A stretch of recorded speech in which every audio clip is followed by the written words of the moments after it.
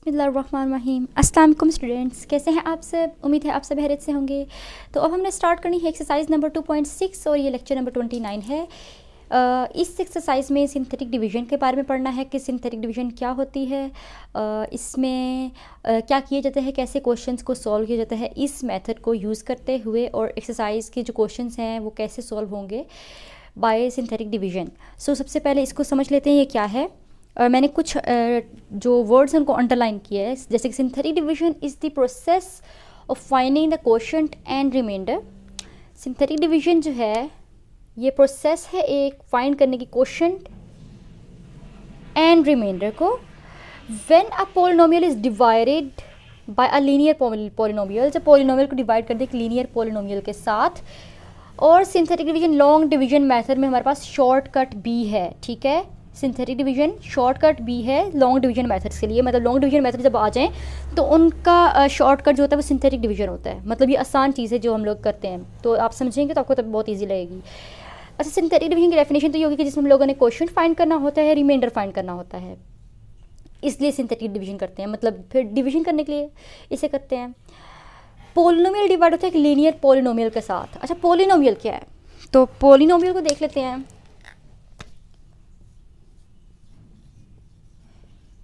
Polynomial हमारे पास बनता है अलजेब्रिक एक्सप्रेशंस कांस्टेंट टर्म्स के साथ, अलजेब्रिक एक्सप्रेशन के साथ, अरिथमेटिक ऑपरेशंस के साथ, ऑपरेटर्स के साथ। जैसे कि एग्जांपल अगर ले लें, for example let's suppose 3x cube plus 2x square plus 5x plus 9। तो ये जो टर्म है पूरी ये पॉलिनोमियल है, और पॉलिनोमियल की हाईएस्ट पावर जो है वो है 3। ये पॉलिनोमियल की एग्जाम्पल होगी। एक और कोई एग्जाम्पल ले लेते हैं, जैसे कि 5x square plus 2y minus 7। ये भी पॉलिनोमियल की एग्जाम्पल होगी, सही। अब इसमें वेरिएबल्स x स्क्वायर और y आ गए। ऑपरेटर्स, ये दो वेरिएबल्स हो गए। ऑपरेटर्स क्या होता है, ऑपरेटर्स जो साइंस यूज़ हुए होते हैं, ये प्लस का और माइनस का, ये दोनों ऑपरेटर्स हो गए। सेम इसी तरह यहाँ पे X cube X square X variables थे, plus plus plus plus operators थे, और कांस्टेंट टर्म्स बाकी थी, कोफिशिएंट्स वो थे जिनके साथ वेरिएबल था। मतलब 5 कोफिशिएंट है, 2 कोफिशिएंट है, 7 कांस्टेंट है। तो ये पॉलिनोमियल की एग्जांपल होगी। पॉलिनोमियल तो ये हो गए जो लिख लिया। अब लीनियर पॉलिनोमियल क्या होता है? लीनियर पॉलिनोमियल वो होगा जिसमें वेरिएबल की हायर पावर 1 होगी, जैसे कि 2x प्लस 1। ये लीनियर पॉलिनोमियल हो गया क्योंकि इसकी हाईएस्ट पावर 1 है। तो ये तो लीनियर पॉलिनोमियल की एग्जाम्पल होगी। या फिर लीनियर पॉलिनोमियल की एग्जाम्पल ये भी हो सकती है x प्लस 1 या x माइनस 2 या फिर x प्लस 9, x माइनस 7। तो ये सारे की सारी जो हैं ये एग्जाम्पल्स हैं लीनियर पॉलिनोमियल की, ठीक है। तो पॉलिनोमियल को डिस्कस कर लिया, लीनियर पॉलिनोमियल को भी देख लिया, और पॉलिनोमियल को डिवाइड करते हैं लीनियर पॉलिनोमियल से, ये पढ़ा हमने। क्यों करते हैं पॉलिनोमियल को डिवाइड लीनियर पॉलिनोमियल से? क्योंकि सिंथेटिक डिवीजन कर रहे होते हैं और फाइंड कर रहे होते हैं क्वोशंट एंड रिमाइंडर को, सही। तो ऐसे करते हैं, एक्सरसाइज स्टार्ट कर लेते हैं ताकि जो सिंथेटिक डिवीजन है ये कॉन्सेप्ट मज़ीद क्लियर हो जाए। एक बार फिर बता देती हूँ सिंथेटिक डिवीजन में करना क्या होता है। इसमें डिवीजन करनी होती है, ठीक, जैसे कि सिंथेटिक डिवीजन का नाम भी डिवीजन में आता है। तो इसमें डिवीजन करनी होती है, इसमें क्वोशंट और रिमाइंडर को फाइंड आउट करना होता है, लेकिन थोड़ा डिफरेंट तरीके से करना होता है। जैसे नॉर्मल डिवीजन होती हैं उस तरह से नहीं, थोड़ा और तरीके से। और ये शॉर्टकट भी एज हम लोग यूज़ करते हैं लॉन्ग डिवीजन मेथड की जगह पे इस मेथड को। तो एक्सरसाइज को स्टार्ट करते हैं। क्वेश्चन नंबर 1 देख लेते हैं उसमें क्या है, तो सिंथेटिक डिवीजन मज़ीद क्लियर हो जाएगी। क्वेश्चन नंबर 1 है, use synthetic division to find the quotient and remainder when. Part 1 given है क्वेश्चन का, तो इसे सॉल्व करते हैं। डिवीजन मेथड को सिंथेटिक डिवीजन को यूज़ करना है यहाँ पे, ठीक है। क्या फाइंड करने के लिए? क्वोशंट एंड रिमाइंडर फाइंड करने के लिए सिंथेटिक डिवीजन यूज़ करनी है। अब सिंथेटिक डिवीजन का मेथड जो है वो हम लोग समझ लेते हैं पहले। X square plus 7x minus 1 given है, और ये डिवाइड है हो रहा है x प्लस 1 के साथ, ठीक है। अच्छा, यहाँ पे हम लोगों ने क्या करना है, ये जो दो पॉलिनोमियल्स हैं इनमें से जो x+1 है, ये है लीनियर पॉलिनोमियल, ठीक है जी, ये लीनियर पॉलिनोमियल है क्योंकि इसकी हाईएस्ट पावर जो है वो के 1 है। अब ये क्या है कि अब ये जो ये वाली टर्म है, सॉरी ये पूरा का पूरा जो पॉलिनोमियल है हमारे पास, जो बेसिकली क्वाड्रेटिक इक्वेशन है क्योंकि हाईएस्ट पावर 2 है, ये है डिविडेंड, ये कहलाता है डिविडेंड। और जिससे डिवाइड कर रहे होते हैं वो होता है डिवाइज़र, ठीक है, ये हो गया डिविडेंड। और डिवाइज़र हमारे पास आ गया x+1 और करना इनको आपस में डिवाइड है। सो क्वेश्चन नंबर 1 है। अच्छा, इसमें क्या करना है, use synthetic division to find quotient and remainder. Synthetic division use करेंगे कोशेंट और रिमाइंडर फाइंड करने के लिए। बेसिकली होती मल्टीप्लिकेशन है, लेकिन मल्टीप्लिकेशन को अगर शॉर्टकट तरीके से करना हो तो सिंथेटिक डिवीजन का मेथड इस्तेमाल किया जाता है। क्वेश्चन का सोल्यूशन स्टार्ट करते हैं, जो पार्ट 1 गिवन है इसका। x² + 7x - 1 divided by x+1 करेंगे इसको सिंथेटिक डिवीजन से। क्या करते हैं, सबसे पहले ऐसे कर लेते हैं कि जो x+1 हमारे पास गिवन है सॉल्यूशन, जो x+1 गिवन है उसको इक्वल्स टू 0 लिख लिया। तो देखिए हमारे पास x की क्या वैल्यू आ गई है, x इक्वल आ गया है -1 के। तो ये जो -1 आया है इसे मैं लिख लेती हूँ यहाँ पे, और मैंने एक लाइन ड्रॉ की है और इस तरह से भी एक लाइन ड्रॉ कर ली, ठीक है, एक हॉरिजॉन्टल एक वर्टिकल लाइन। अब जो x² + 7x - 1 है, ये तो मेरे पास डिवाइज़र था ना x+1, ठीक है। जो डिविडेंड है x² + 7x - 1, इसका क्या करना है, इसके जो कोफिशिएंट्स हैं वो मैं यहाँ पे लिख लेती हूँ। x के कोफिशिएंट क्या है, 1 है, तो 1 इधर लिखा, कुछ स्पेस दे के इस x का कोफिशिएंट लिखा जो कि 7 है, और फिर ये कांस्टेंट -1 यहाँ पे लिख लिया, ठीक है। अब इसे सॉल्व करने का तरीका क्या है, इसे किस तरह से सॉल्व करेंगे। अब -1 को किस तरह से यहाँ पे मल्टीप्लाई करना है,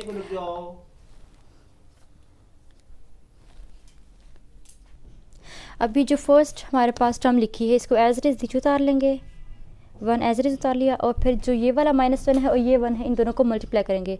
-1 को 1 से मल्टीप्लाई किया, क्या आया, -1 आया, तो -1 को मैंने यहाँ पे लिख लिया। अब जो 7 है और -1 है, इन दोनों को आपस में ऐड करेंगे, 7 को प्लस करेंगे जब -1 में, तो क्या आएगा, 7 + -1, 7 - 1 आ जाएगा 6, तो यहाँ पे लिख दिया 6, इस तरह हो गया। अब -1 को मल्टीप्लाई करूँगी 6 के साथ, जब -1 को 6 से मल्टीप्लाई किया तो -6 आया, जो -6 आया वो मैंने यहाँ पे लिख लिया। और अब -1 और -6 को जब प्लस करेंगे तो क्या आएगा, -1 - 6, ये आ जाएगा -7, तो -7 यहाँ पे लिख दिया और इस तरह से एक लाइन ड्रॉ कर ली। अब मेरे पास क्वोशंट क्या आया है, मेरे पास ये जो 1 और ये जो 6 है, इसको मैं कैसे लिखूंगी, जो राइट साइड वाली टर्म होगी वो कांस्टेंट टर्म होगी, और जो राइट साइड से सेकेंड नंबर पे होगी वो होगी x के वेरिएबल के साथ, x की पावर 1 वेरिएबल के साथ, और बीच में कोई भी साइन नहीं, मतलब प्लस का साइन आ जाएगा, तो ये आ जाएगा क्वोशंट। क्या फाइंड करना था, क्वोशंट फाइंड करना था, तो ये क्वोशंट आ गया x+6, ठीक है। रिमाइंडर क्या हुआ, जो -7 है वो रिमाइंडर की वैल्यू है, जो ये -7 है ये क्या है, ये रिमाइंडर है। और यहाँ पे जो क्वेश्चन नंबर 1 का पार्ट 1 था वो सॉल्व हो गया है। ये मेथड यूज़ करके क्वोशंट और रिमाइंडर्स फाइंड आउट करने हैं। सेकंड पार्ट देख लेते हैं इस क्वेश्चन का। सेकंड पार्ट क्या है, सेकंड पार्ट में दिया है ये है 4x³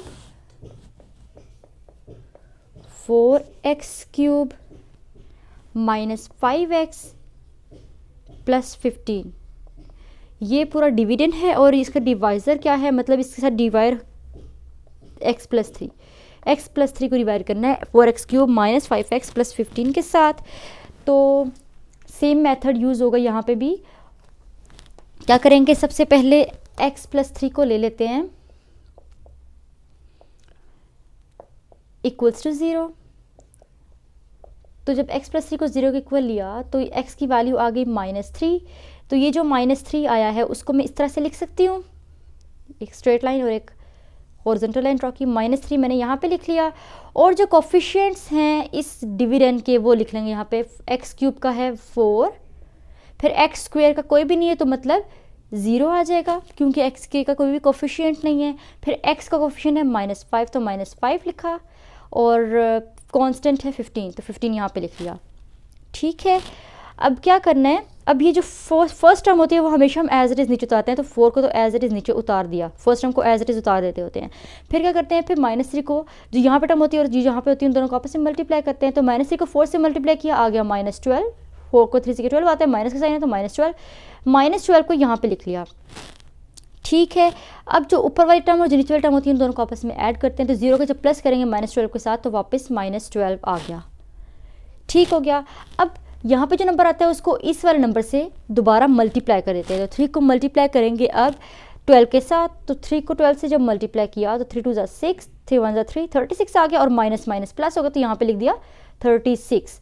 सही, यहाँ तक क्लियर। अब क्या करना है, अब 36 को और ऊपर वाले नंबर दोनों को आपस में प्लस करना है, तो प्लस करेंगे तो 5 के साथ माइनस का साइन है, माइनस हो जाएगा, तो ये आ जाएगा 31 यहाँ नीचे।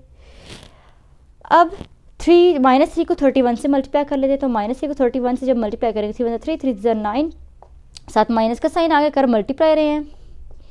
ठीक है, तो -93 यहाँ पे लिख लिया। अच्छा, -93 आ गया। अब दोनों को आपस में प्लस करेंगे, इसके साथ माइनस का साइन है, इसके साथ प्लस है, प्लस माइनस माइनस हो जाएंगे, तो 93 में से जब 93 में से जब 15 को माइनस करेंगे तो आ जाएगा -78, तो मैंने -78 लिख दिया और ये मेरे पास एक अलग से टर्म होगी। सही, तो यहाँ तक क्वेश्चन सॉल्व हो गया। इसके बाद क्या करते थे, इसके बाद ये करते थे कि हमारे पास क्वेश्चन और रिमाइंडर आता है, राइट साइड से डिजिट्स को लिखना शुरू करेंगे। जो राइट साइड पे 3 है ये कांस्टेंट टर्म है, फिर जो उससे अगले वाली है वो है एक्स वेरिएबल के साथ है, प्लस का साइन, इसका प्लस साइन है तो प्लस लिख दिया। 12 के साथ आ जाएगा एक्स वेरिएबल और माइनस का साइन आ जाएगा, और इसके साथ आ जाएगा एक्स स्क्वायर, तो 4x² लिख दिया। ठीक है, इसके साथ x² वाला वेरिएबल आ जाएगा। तो ये जो 4x² -12x प्लस 31 आया है, ये आया है कोशंट। ये इस पार्ट का कोशंट फाइंड आउट हमने कर लिया है। ठीक है, अब रिमाइंडर क्या होगा, रिमाइंडर जो -78 है ये रिमाइंडर है, तो ये भी फाइंड आउट कर लिया। तो फाइंड करना था क्वेश्चन एंड रिमाइंडर को, वो दोनों फाइंड आउट कर लिए हैं और सिंथेटिक डिवीजन का मेथड यूज़ करके इनको सॉल्व किया है। अब पार्ट 3 कर लेते हैं इसका। क्वेश्चन नंबर 3 मतलब पार्ट 3 स्टार्ट करते हैं। अगेन इसमें यही करेंगे कि जो हमारे पास डिवाइज़र है जो कि x -2 है, लीनियर पॉलिनोमियल जो है उसको लिख लेंगे इक्वल्स टू 0, सो इसको 0 के इक्वल लिख लिया, तो x की वैल्यू आ गई है 2। ठीक, ये x की वैल्यू आ गई।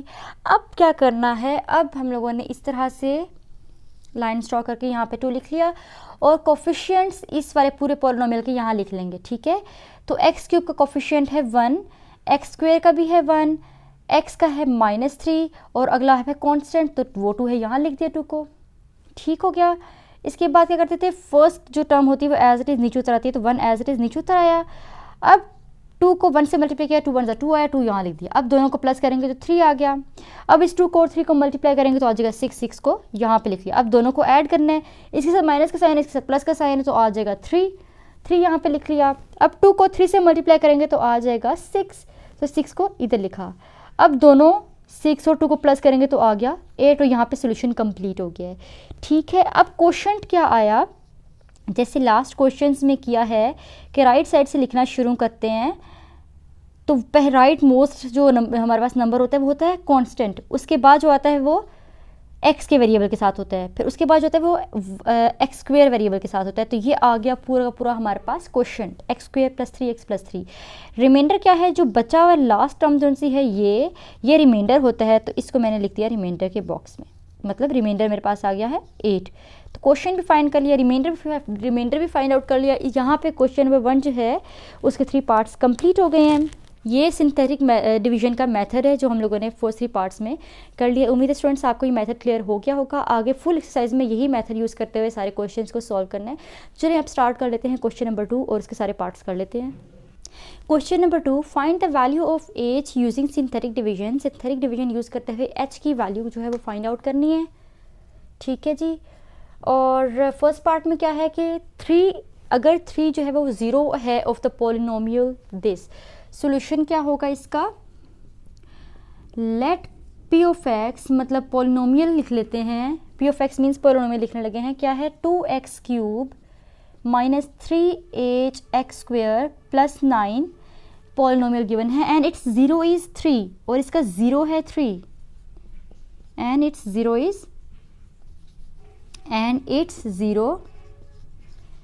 is 3. So by synthetic division, then by synthetic division को अगर फॉलो करें तो क्या होगा,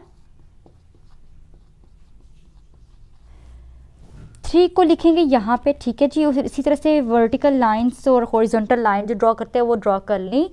अब क्या है, अब जो कोफिशिएंट्स हैं, ये जो पोलिनोमियल था वो सब कोफिशिएंट्स यहाँ पे लिख लेंगे इस पोलिनोमियल के।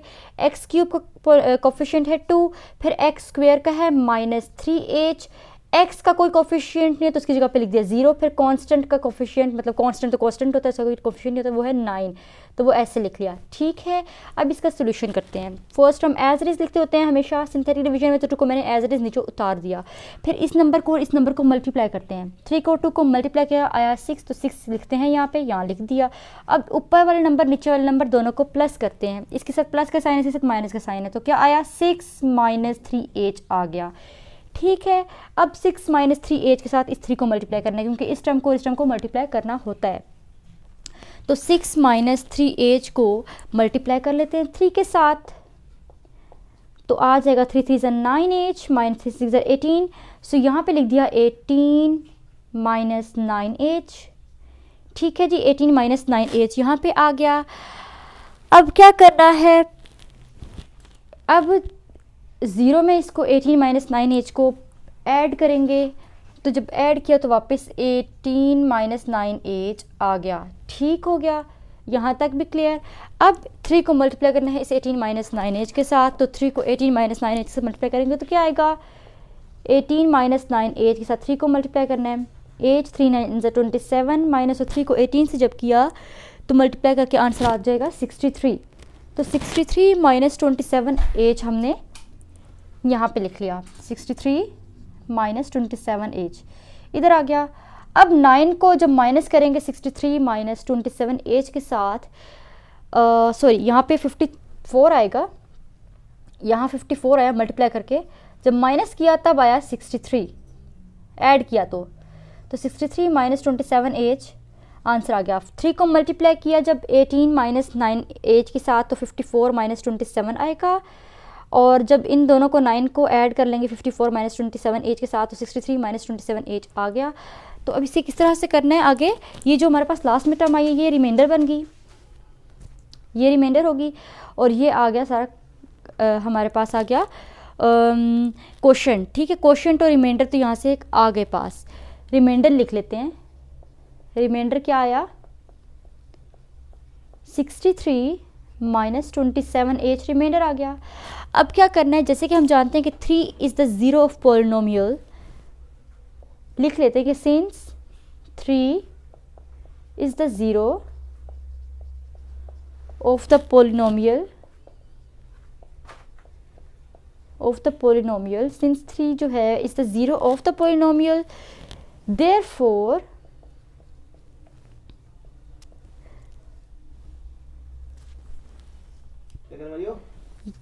remainder is equals to 0, तो रिमाइंडर 0 होगा।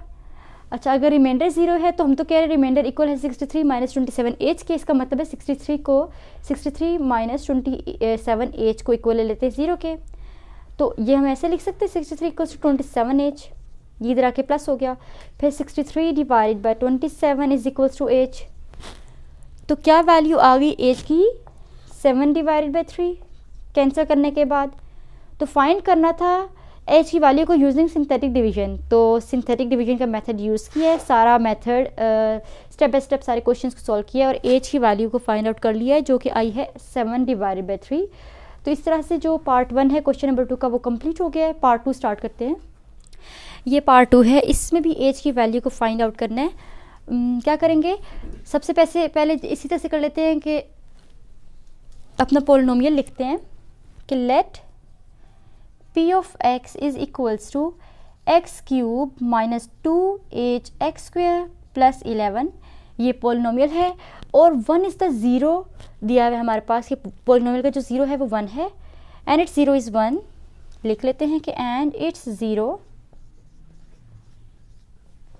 इज़ 1, ठीक है। देन बाय सिंथेटिक डिवीजन क्या होगा, then by synthetic division zero of polynomial means कि उस वाले ज़ीरो को हम लोग आगे यूज़ करेंगे सॉल्व करने के लिए। इस मैंने 1 को यहाँ पे लिख लिया और इस तरह से लाइन्स अगेन ड्रॉ कर ली। अब कोफिशिएंट्स लिख लेते हैं, एक्स क्यूब का 1, एक्स स्क्वायर का -2h, एक्स का 0 और फिर कांस्टेंट 11 लिख लिया, ठीक है। First term as it is उतर आई तो 1 उतर आया, 1 को 1 से किया 1 1 ज़ा 1 1 यहाँ आ गया।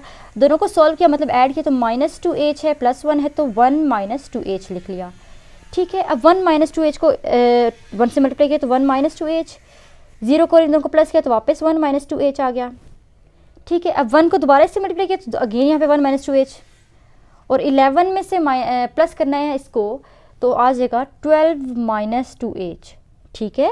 तो ये वाली जो चीज़ होती है वो रिमाइंडर होती है ना हमारे पास, तो रिमाइंडर लिख लेते हैं।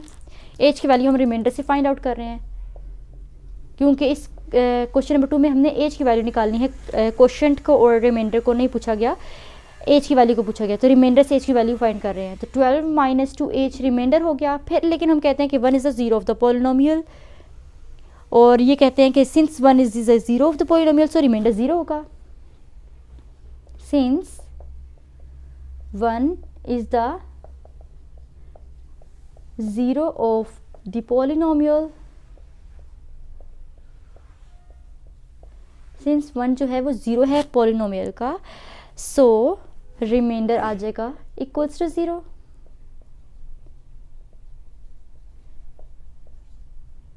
जब हमारे पास कोई 0 गिवन होता है पोलिनोमियल का तो उसका रिमाइंडर हम कहते हैं कि 0 है, ठीक है। रिमाइंडर 0 ले लिया, लेकिन यहाँ पे रिमाइंडर आया था 12 -2h, तो 12 -2h को मैंने इक्वल्स टू 0 ले लिया, ऐसे लिख सकते हैं फिर। और ये 12 इज इक्वल्स टू 2h आ गया फिर, और 12 divided by 2 is equals to h, cancel कर दिया तो h इज इक्वल्स टू यहाँ पे आ गया 6, और यहाँ h की वैल्यू 6 फाइंड आउट कर ली है। तो यहाँ पे क्वेश्चन नंबर 2 का पार्ट 2 भी कंप्लीट हो गया है। अब ऐसे कर लेते हैं, पार्ट 3 स्टार्ट करते हैं इसका। अब पार्ट 3 है, पार्ट 3 भी बिल्कुल इसी तरह होगा जैसे पार्ट 1 और पार्ट 2 की है। स्टार्ट में हम लोग क्या लिखते होते हैं, ये लिखते हैं कि लेट p ऑफ x, मतलब पोलिनोमियल को लिखते हैं कि let p of x is equals to 2x³ plus 5hx minus 23। ये अपना पोलिनोमियल लिख लिया है। इसके बाद लिखते थे कि अगर अपने पोलिनोमियल का लिखते थे, अपने ज़ीरो का लिखते थे कि if -1 is the zero of the polynomial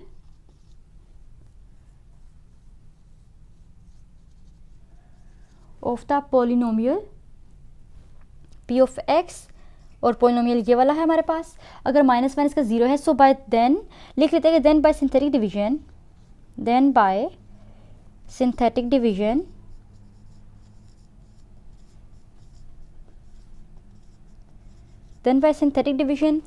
-1 के साथ इस सारे की सिंथेटिक डिवीजन कर लेंगे, क्योंकि -1 0 है पोलिनोमियल का, तो -1 इधर लिखा, यहाँ पे -1 लिख लिया, इस तरह से लाइन ड्रॉ की, ये -1 ऊपर आएगा, ये -1 लिख लिया, सही है।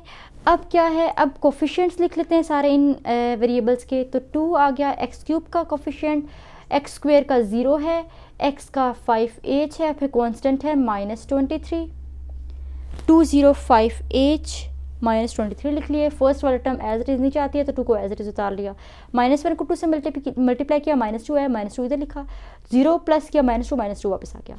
अब -1 को -2 से मल्टीप्लाई किया तो 2 आया, 5h और 2 को प्लस किया तो 2 + 5h आ गया।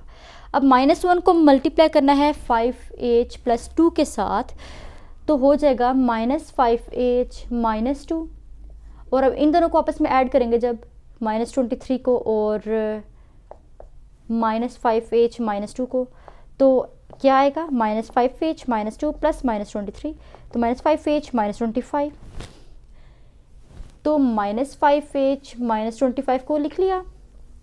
अच्छा, फिर हम कह देते हैं कि ये वाली जो टर्म होती है हमारे पास, ये रिमाइंडर होता है, तो लिख लेते हैं कि reminder is equals to -5h -25, ये रिमाइंडर आ गया। लेकिन -1 is the zero of the polynomial,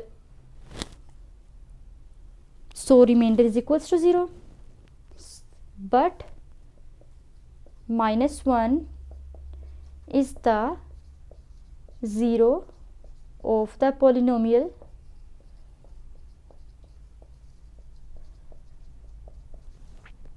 so remainder zero हो जाएगा। तो अगर रिमाइंडर ज़ीरो है और रिमाइंडर -5h -25 भी है तो -5h -25 को भी ज़ीरो को लिख सकते हैं।